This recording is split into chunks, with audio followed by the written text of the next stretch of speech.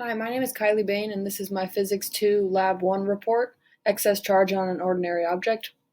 So this presentation will go through an introduction, assumptions, then the data measurements and observations from the lab, and finally the glow script code, and then the what-ifs from the lab instructions. So the purpose of this lab was using clear tape and the observations of interactions with other objects. We're going to determine the excess charge of one single piece of charged tape. Fundamental principles we'll need to use are Coulomb's law and Newton's second and third laws, and the results we'll go over later, but the U tapes repelled each other, which tells us that, and we found out they were positively charged, and then those are the numbers for charge and excess charge that we found in the end.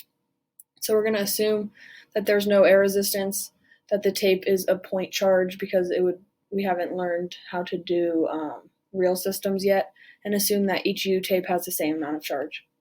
So we observed that tape 1 and a hand attracted each other.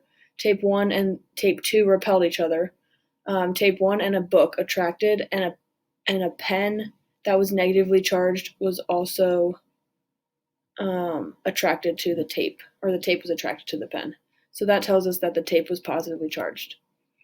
Here's the data and measurements I got. So the length or we don't need to go over that, but using those numbers and the average from all the trials, I could use I could find the magnitude of the gravitational force.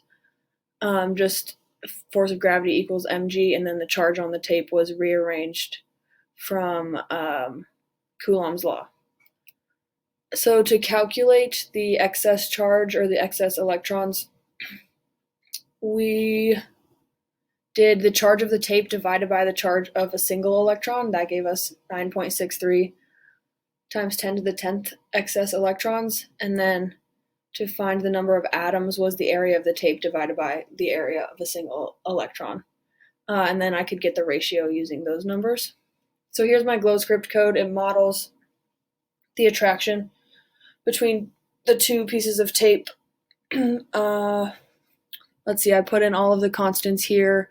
The two forces that we had to use, locations was particle and observed location, and then defined all of these vectors, and just these last lines, 26 through 33, were just to make the image. So the what ifs are, if the electrons had a positive charge and protons had a negative charge, it would be the same thing, because the same signs will always repel each other and opposite signs will always attract each other. So it would just be the same thing but switched backwards. And it's important to handle the tape as little as possible to keep it highly positively charged, because when your hand comes in contact with the tape, it begins to neutralize. That is it. Thank you.